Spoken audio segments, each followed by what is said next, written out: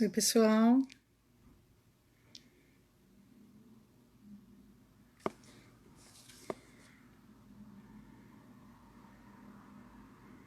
Boa tarde.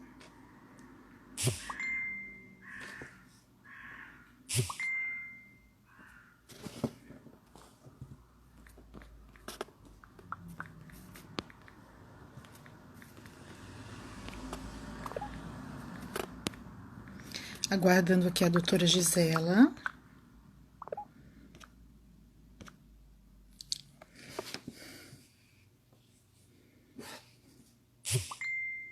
Boa tarde. Então, hoje a gente vai conversar com a doutora Gisela. Estou só aguardando.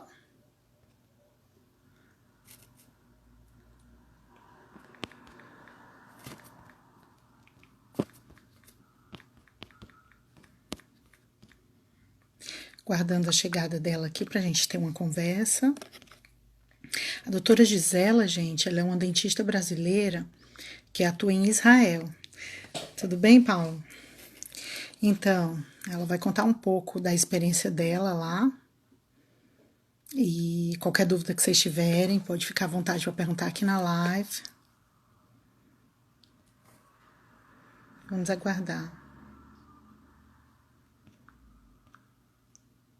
Ah, lá está ela. Oi, doutora Gisela. Vou mandar um convite agora, tá?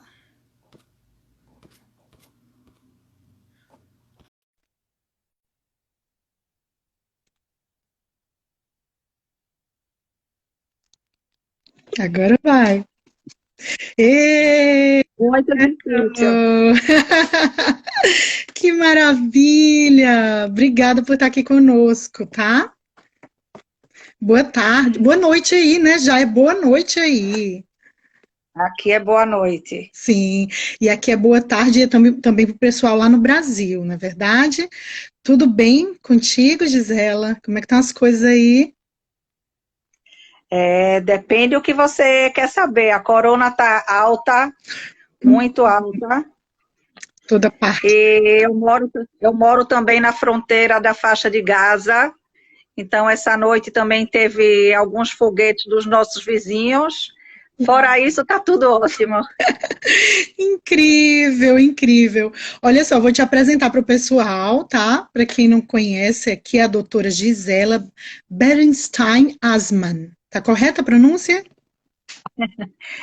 É difícil, é Berenstein Eismann, porque é de origem romena e polanesa, mas não tem problema. Obrigada por me corrigir. Obrigada. Tentei, pelo menos eu tentei. Obrigada. Olha só, gente, a doutora Gisela, ela fez odontologia na Universidade Federal de Pernambuco. Ela é pós-graduada em odontopediatria na Universidade de Jerusalém e Hadassah, é isso a pronúncia? O nome da cidade? É, Israel. é, Hadassah. Atualmente, ela trabalha com residentes na Universidade de Tel Aviv. E ela é conselheira voluntária no grupo multidisciplinar de síndromes crâniofaciais no Hospital de Soroka, Beersheba, Israel, e ela faz parte da banca de provas para título de especialista. Correto, doutora? correto. Beleza. Nossa, olha, muitas perguntas, mas eu vou começar fazendo uma. Vamos tentar fazer uma linha do tempo. Então, assim, como foi que ainda lá do Brasil, a doutora lá no Brasil atuando, surgiu a ideia? Como foi que surgiu a ideia de ir para Israel? Vou começar. Eu sou judia. Meu pai era sobrevivente do Holocausto e depois da guerra foi para o Brasil. E meu avô, por parte de mãe, nasceu em Israel antes de ser Estado de Israel e foi para o Brasil fazer as Américas, como se falam. E quando eu tinha 17 anos, eu fiz o intercâmbio, eu morei aqui um ano. E assim que eu voltei para o Brasil, eu queria voltar para cá. E me aconselharam, como eu já tinha sido aceita em odontologia, e na época era muito difícil ser recebida aqui, aconselharam eu terminar os estudos lá e depois voltar. E foi isso que eu fiz. Olha, muito bem. Em que ano a doutora Gisela chegou aí em Israel? Que ano você chegou aí? Eu cheguei em 13 de janeiro de 93. Uau, já faz um bom tempo que tá aí, hein? Bom tempo. Mas o sotaque não sai. O nosso, você sabe que eu também sou nordestina, né? Já falei para ti. Sou de Fortaleza, no Ceará, e estamos aqui, né? Representando o Brasil muito bem. Olha, eu fiquei maravilhada quando eu soube, né, da sua presença em Israel. Eu digo, gente, eu tenho que entrevistar a doutora Gisela. Então, sou muito grata por estar aqui com a gente, tá? Eu gostaria de saber, doutora Gisela, quando você se mudou, quando você chegou em 93, né, como é que foi para fazer o processo de validação, ou como é que foi esse processo para conseguir ser reconhecida como dentista em Israel? Então é assim, até antes de 93, não precisava fazer prova de validação. Mas como Israel é um país de imigração, no começo dos anos 90, teve uma grande imigração da população da União Soviética para cá. Em consequência disso, como o mercado ficou cheio de profissionais que nem sempre tinham os títulos como teriam que ser, começaram a fazer prova de revalidação. E foi justamente no ano que eu imigrei. Eu fiz a primeira prova de revalidação de odontologia. Uau! Então, meu pai, na época, ele era radioamador.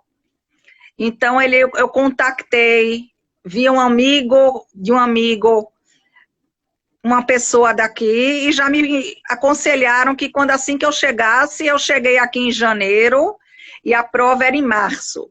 Então, eu comecei a estudar para a prova no Brasil. Quando eu cheguei aqui, eu comecei a fazer curso de hebraico, apesar de eu já saber um pouco. E tinha também cursos para imigrantes, mas eu não cheguei a pegar o curso de imigrante, porque eu já cheguei já perto da prova. Então, eu comecei a procurar provas com pessoas sul-americanas. Na época, os israelenses estavam muito revoltados com o fato que tinham que fazer prova devido aos imigrantes. Então, ninguém queria ajudar. Eu estudava, na época, de provas que tinham, a gente conseguiu, a gente estudava em hebraico, e eu não conseguia, na época, que tem palavras em hebraico que são parecidas com a língua latina, eles fazem mas não se escreve latino, então eu tentava ler e não estava entendendo a palavra, porque eu tentava entender a palavra em hebraico, mas era uma palavra latina, por exemplo, leucócitos, em hebraico é leucocitim. Então eu tentava ler para uma outra palavra, mas eu não conseguia entender que aquilo era leucócito. Então, estudei muito, passei de primeira na prova teórica, mas quando chegou a prova prática, a primeira eu não passei, porque a prova era em espanhol.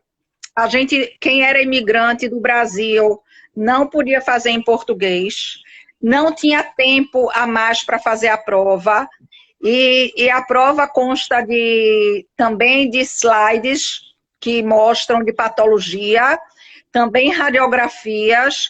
Então, até que eu conseguia ler o que estava escrito, o slide já passava. Também a prova teórica foi em espanhol. Então, eu não passei na prova prática, mas aí eu fiz o curso que o governo dava para imigrantes, e aí eu passei na segunda vez na prova prática, porque também aumentaram. Os imigrantes do Brasil aumentou o número, por exemplo, assim, no ano que eu fiz, tinham 10 brasileiros, um espanhol, mas a prova foi em espanhol. Porque não dá para fazer em todas as línguas. Não dá. Então, os brasileiros conseguiram, através da organização brasileira, aumentar o tempo de prova, e assim eu passei na primeira prova, mas não foi fácil. Eu imagino. Mas agora, por exemplo, já tem uma nova lei que brasileiros que têm 5 anos de experiência no Brasil não precisam mais fazer a prova. É mesmo? Vai direto e se registra? Agora, quem tem 5 anos de experiência não precisa mais fazer a prova. Que maravilha! Então vamos lá. Vamos supor, eu estou no Brasil, tenho 5 anos de experiência e quero ir viver em Israel. Eu acredito que tem outros detalhes, né? Não é só isso. Como é que é o direito de residência? Como é que funciona? É meio complicado, porque Israel é um país que foi feito depois que teve a Segunda Guerra Mundial, como se fosse o país para o povo judeu que não tinha voltar para ter uma pátria. E com isso o governo estimula a imigração, mas para descendentes, quem tem avós, até avós que sejam considerados judeus. Tem outros que vêm para cá que são casados com. Temos até um grupo de brasileiras no Facebook e que tem muitas que conheceram israelenses e acabaram vindo. E tem outras pessoas que vieram trabalhar aqui e fizeram, por exemplo, vieram intercâmbio e acabaram ficando e depois conseguiram a permissão. Mas não é fácil, porque como o governo tem muitos religiosos que fazem parte do governo, eles não querem que isso aconteça. Sim. Mas um ou outro, quem quer, acaba conseguindo vir. Ok. Então, tem muita gente, às vezes, que tem alguma ascendência judia e não faz ideia, né? Isso também acontece. Muito. Agora, faz alguns anos que Portugal começou a reconhecer que quando teve a Inquisição, os portugueses expulsaram, os portugueses e espanhóis expulsaram e também, infelizmente, mataram muitos da população judaica. Muitos judeus fugiram para o Brasil, mas os portugueses tinha que tinha que se converter ao catolicismo. Então, isso surgiu o que é chamado de cristãos novos. Então, muitos foram convertidos ao cristianismo, mas ainda continuaram usando ou escondendo a sua identidade. Foi feita uma pesquisa há pouco tempo atrás que 80% da população nordestina é de ascendência judaica. Nossa. Todos os sobrenomes que são Pereira, Silva, que têm ligados com coisas de terra, tem de ascendência judaica. Então, por exemplo, também para conseguir passaporte português, se você provar, se seu nome, sobrenome, estiver dentro das listas que foram de ascendência judaica, vocês conseguem também passaporte português. Sim, eu já ouvi falar nessa forma de conseguir o passaporte europeu, o português dessa forma, já ouvi falar assim. Olha, eu, por exemplo, eu sou filha, aliás, meu avô tinha o sobrenome Oliveira. Então, provavelmente, né, que eu sei que plantas, animais, não é isso? Pessoas que têm sobrenome de árvores, geralmente estão relacionadas. Então, de repente, uma dica aí para quem, né, tem vontade de descobrir as suas raízes e, de repente, buscar esse direito que vem a ter, né? Seria uma boa fazer uma pesquisa. E, de repente, até consegue o passaporte português, né, como a doutora Gisela acabou de falar, e não só ter a opção de ir para Israel, como, né, tendo ascendência judia, como também até morar aqui na Europa, porque uma vez que você tem um passaporte europeu, você não necessariamente tem que morar em Portugal, né? Você pode morar em qualquer outro país membro da União Europeia. Muito bem, olha, obrigada por ter tocado nesse ponto. Muito interessante para muita gente que vai estar assistindo esse vídeo. Então, doutora Gisela, vamos voltar então para a sua trajetória. Então, você passou nessas provas. Como é que foi essas provas? Que você falou para mim foi feita em espanhol, né? Mas hoje em dia, vamos supor que eu não tenho os 5 anos né? Que você falou para mim que se o profissional tem 5 anos e tem a prova que tem ascendência, a judia, é possível fazer diretamente, processo direto. Mas vamos supor que eu não tenha 5 anos. O que é que eu tenho que fazer? Assim que, primeiro quando chega, tem que primeiro pegar o seu currículo, ser feita uma tradução juramentada e é mandado para o Ministério da Educação. Aí o Ministério da Educação vai verificar se todos os requisitos da universidade são de acordo com os requisitos de você ter o direito de ser odontóloga aqui. Por exemplo, faculdades que têm 4 anos não é suficiente, porque aqui odontologia são 6 anos. Uau! Então, se você tiver 4 anos de odontologia, mais 1 ano, por exemplo, trabalhando em faculdade e mestrado, então completa os 5 anos, mas você tem que ter pelo menos 5 anos de cadência. Aí você entrega, tem uma pessoa especializada que faz isso e verifica se você tem a possibilidade de fazer a prova. As provas têm em hebraico, em inglês, em árabe, em espanhol. Então, tem muitas línguas que dá para... Eu acho que tem até em francês. Depende muito da quantidade de imigrantes que tem nas últimas épocas. E tem fase escrita e fase oral? Da mesma forma que a professora fez há um tempo atrás? Sim, você faz a prova oral, ela consta a parte primeiro de diagnóstico de patologia, eles mostram os slides e você tem que fazer com radiografias, com fotografias clínicas, depois tem a parte que você faz em manequim, você faz preparo de cavidades, de preparo de bloco, preparo de coroas. Essa é a parte prática. E a prova escrita, ela é de marcar ou é para escrever? Como é que é? É múltipla escolha, são 120 perguntas de múltipla escolha, que você tem 2 horas e meia para fazer a prova, sobre todos os assuntos que são dados na odontologia. Certo. E essa prova, ela tem uma vez por ano? Qual é a frequência? Faz somente uma vez por ano. Alguém aqui está perguntando, se tem em português a prova? Não. É só espanhol, não, inglês e todas as outras. Tem espanhol. Entendi. Uma vez por ano. Se eu quiser me informar mais a respeito da prova, professor, onde é que eu vejo isso? Tem um site específico?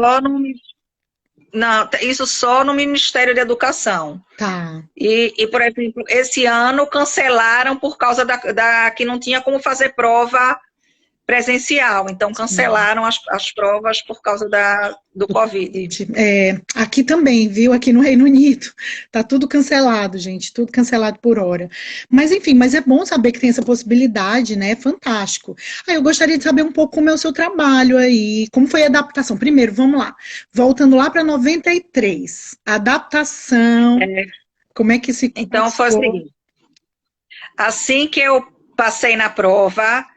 Quando eu imigrei com meu marido, que era namorado na época, e a gente foi morar em Haifa, no norte de Israel.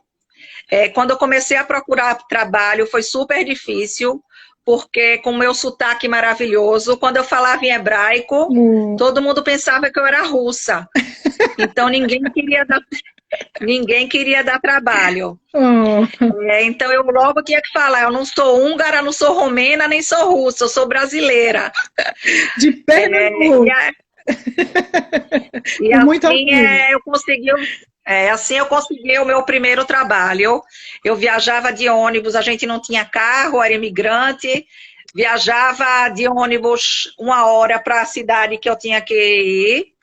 Depois eu consegui trabalho aqui, o serviço aqui tem como se fosse o SUS, mas é de uma qualidade melhor. Então, são divididos em 4 partes, como se tivesse 4 SUS e a pessoa possa escolher onde é que ela vai pagar.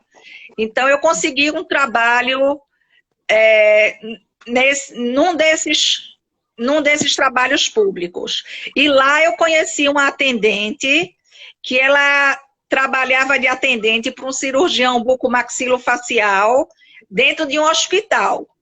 E aí eu perguntei a ela se ela podia falar com ele para eu ir fazer um estágio para eu começar. E ela falou com ele e eu comecei a fazer um estágio no setor de fissurados palatinos.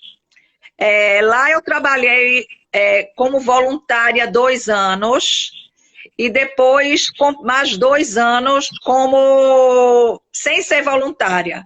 Mas depois de eu ter terminado os 2 anos de voluntária, eu tentei ser recebida na especialização. Mas eu não tinha vitamina P. Vitamina P é Protectia. Ou em português, ou num bom português, eu não tinha QI, quem indique. Pistolão. Então, por aí vai, tem uma lista de... Então, só tinha 2 vagas, e eu fiquei na 3ª vaga, porque disseram que eu falava muito estranho. Na época, a diretora era brasileira, a diretora da especialização é professora Ana Fux. Ela me ligou e falou que eu precisava receber vitamina P. Opa, e aí, entendi. Ai. do departamento de odontopediatria era cunhado do diretor de odontopediatria do Adassa. Então eu cheguei lá, ele me apresentou e falou que essa Gisela que veio receber vitamina P e a outra pessoa que foi recebida tinha trabalhado com ele. Então eu completei 4 anos de voluntária no Hospital de Fissurados, trabalhei mais 3 anos nesse outro hospital. Uau. E aí fui tentar ser recebida. Eu estava grávida de 9 meses e estava já grávida com o meu segundo e perguntaram se eu podia assinar que 1 mês depois, quando começasse a especialização, se eu ia começar a especialização. Porque 1 ano antes, a residente que tinha sido aceita estava grávida, em vez de voltar depois de 3 meses, voltou só depois de 5 meses. Então, comigo, eles estavam com o pé atrás. Então, eu comecei a especialização com a menina de 2 anos e um menino de 1 mês. Oh. Difícil, hein? Nossa. Barra. A gente se mudou de Haifa para Jerusalém. Meu marido mudou o lugar de trabalho para poder ficar um pouco mais perto. Eu comecei a especialização com meu segundo, com 1 mês. Meus pais vinham e ficavam de domingo a quinta com o bebê. E com 3 meses ele foi colocado na creche. E nos intervalos da especialização eu ia amamentar e tirava leite na especialização. E assim se passaram 3 anos e meio, que a especialização aqui dura 3 anos e meio. Gente. Não é que nem no Brasil. A especialização de odontopediatria aqui são 2 anos na cadeira mãe, no departamento de odontopediatria. Rotação de 3 meses em anestesia geral, 3 meses em ortodontia, 6 meses de pesquisa e mais 3 meses numa opção que você queira. Interessante. Então, isso faz com que a gente dê a possibilidade que quem termina a especialização de odontopediatria possa trabalhar com sedação, que quem não é especialista não pode, e possibilidade de trabalhar em hospitais. E assim foi, eu terminei a odontopediatria, e depois que eu terminei, eu tinha que resolver se eu voltava para Haifa, ou se eu vinha morar perto dos meus pais. Então, a gente desceu para perto de onde eu trabalho hoje em dia, que é em Ashkelon, é Ascalão em português, e comecei a trabalhar aqui num outro hospital, onde eu trabalhei 14 anos no departamento de crianças especiais, e também como professora da especialização, sendo que, infelizmente, há uns 4 anos atrás, eu demissão porque meu chefe achava que era Deus. Ele recomendou que um residente colocasse o número de vidro em cima da polpa, em vez de fazer uma pulpotomia. E eu falei para ele que não era certo, e o chefe ficou chateado, e aí falou que ele que tinha que resolver o que tinha que ser feito, e assim eu resolvi sair desse trabalho, e comecei há 3 anos e meio atrás como voluntária no departamento de Tel Aviv, e há pouco tempo atrás voltei a ser docente. Então, não é fácil para imigrante, mas tem que ser persuasivo, porque o dentista brasileiro é bom. É verdade, concordo muito mesmo. Mas olha, incrível, muitas experiências então, né? Porque apesar da luta toda, de ter passado nas provas e ter feito toda a especialização, quando você teve uma situação que não deu mais para você, você teve coragem suficiente para dizer, não, basta, vou seguir outro caminho, e foi trabalhar com voluntariado, que é incrível. Olha, incrível, essa sua história é incrível mesmo. E assim, desde então você está no mesmo lugar agora como voluntária? Ou mudou novamente já? Não, na universidade sim, mas assim que eu terminei a especialização, eu parei de trabalhar em SUS e vim trabalhar num consultório de uma odontopediatra aqui em Ashkelon, em Ashkelon, e trabalhei com ela 5 anos, e depois eu abri minha clínica. Eu tenho uma clínica de especialistas, que tem ortodontista, endodontista e higienista, e todos especialistas, porque infelizmente, como em todo lugar, tem muito pessoas charlatões que não são especialistas e se fazem como, e isso a gente não tem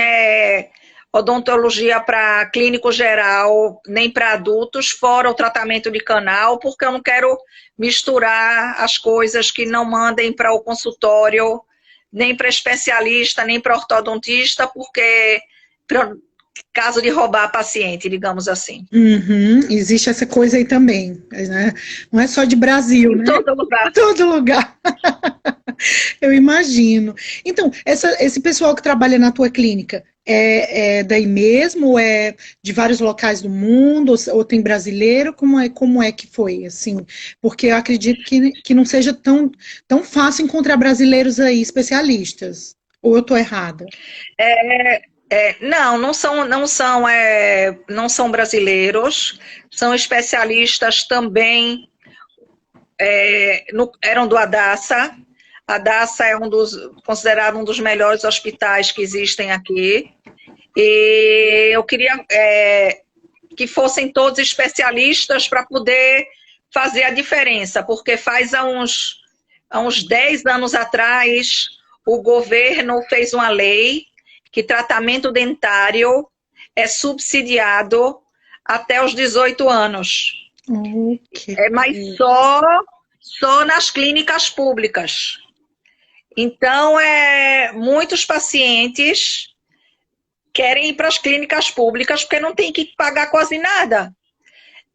E aí que vem a diferença de você ser especialista ou de você não ser especialista, porque tem tipos de tratamentos que não podem ser efetuados nesses tipos de consultório público, ou por falta de conhecimento, ou por falta de possibilidade, porque nessas clínicas não pode ser feito sedação, por exemplo. Sim.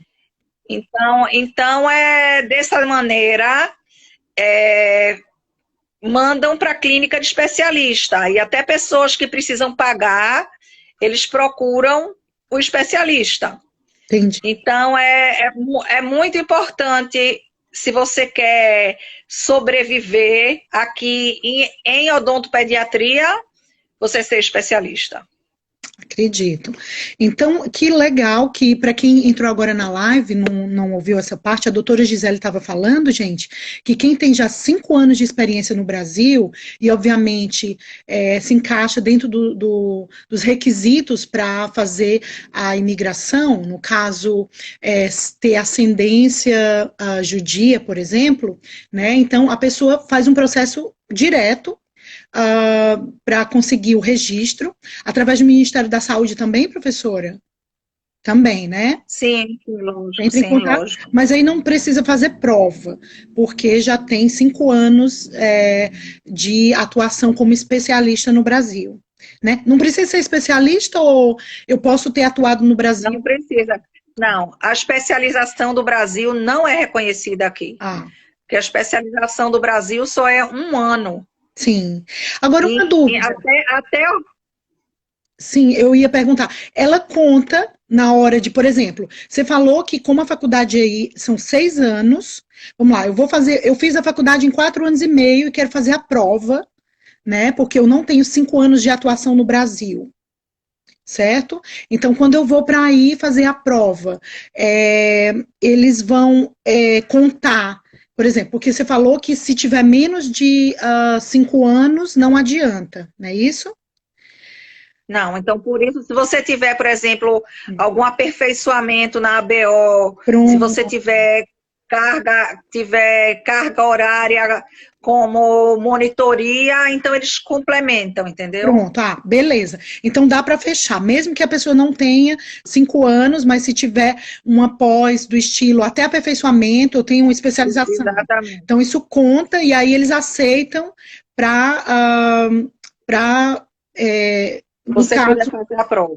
Exato, para fazer a prova. Mas, voltando a reforçar a parte, se eu tiver 5 anos de experiência, já não vai ser o caso. Eu já estou velhinha, já tenho, por exemplo, já tenho mais de que 5 anos de trabalho, de experiência, tenho pós-graduação, então tenho lá minha ascendência judia, mas aí eu tenho que provar, não é isso?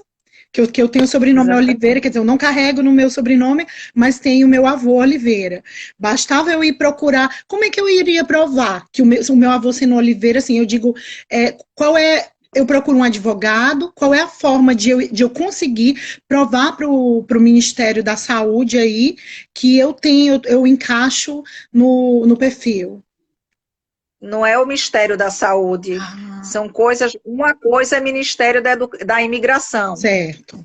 E outra é Ministério da Saúde. Para você vir para cá, pela religião judaica, judeu é quem é filho de mãe judia. Isso é para casar e para as partes religiosas. Mas para você imigrar, basta você ter um avô com ascendência judaica. Tenho. Então, eles buscam, entendeu? Vão pegar, por exemplo, certidão de casamento, certidões de... E aí fazem a verificação. Tá. Então, o importante é eu provar. Eu deveria procurar um advogado, provavelmente no Brasil, né? Para poder preparar a documentação para apresentar. Isso. Acredito que... Isso é mais rabinato, não é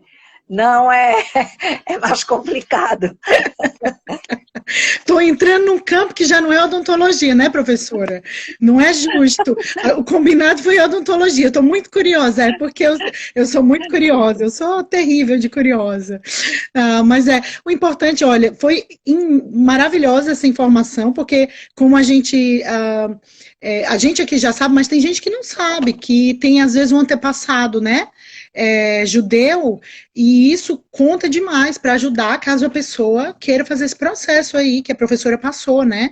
Não, não só isso, como eu falei antes, para Portugal, agora está tendo. Acabei de falar hoje com uma amiga minha que mora nos Estados Unidos, Sim. e ela disse que pegou a lista no site oficial de Portugal, onde tem a lista dos sobrenomes, e ela tem tanto por pai quanto por mãe. Olha. Então,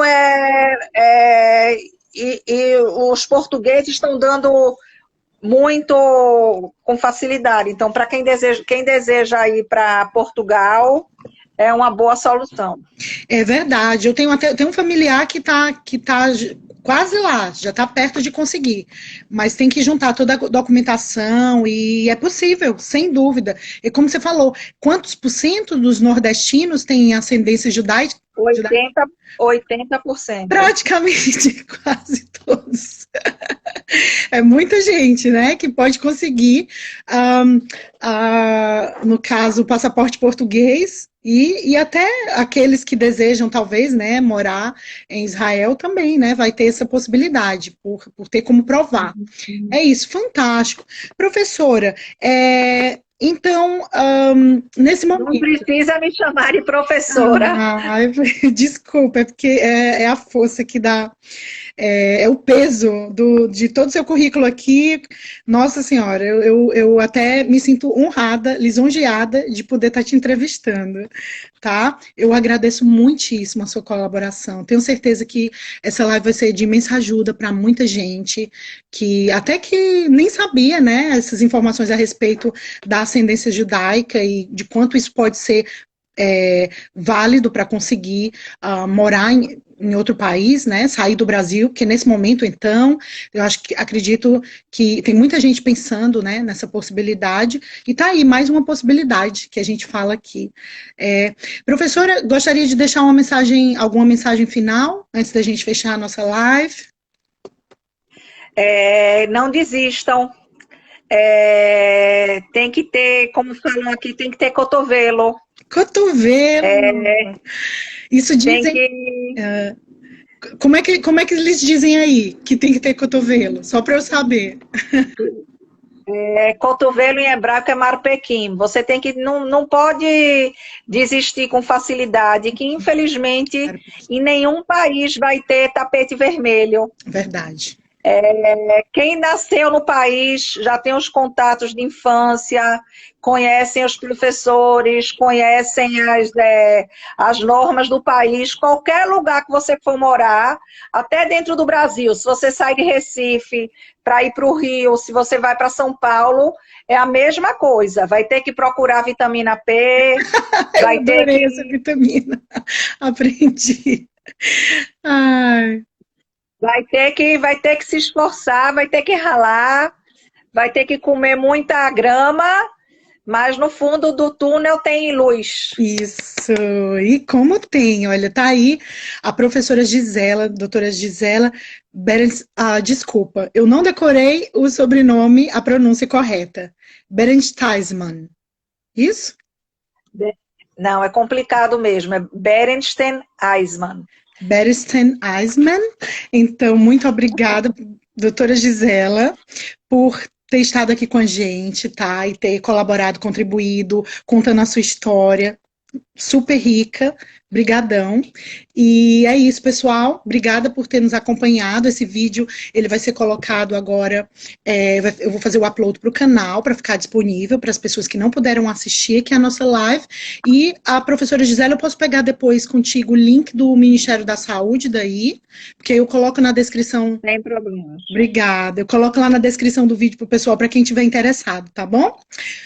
Tudo de bom, muito mais sucesso, tá? E quando vier aqui a Londres, me avisa. Tô aqui, hein? Conte comigo. Tá bom?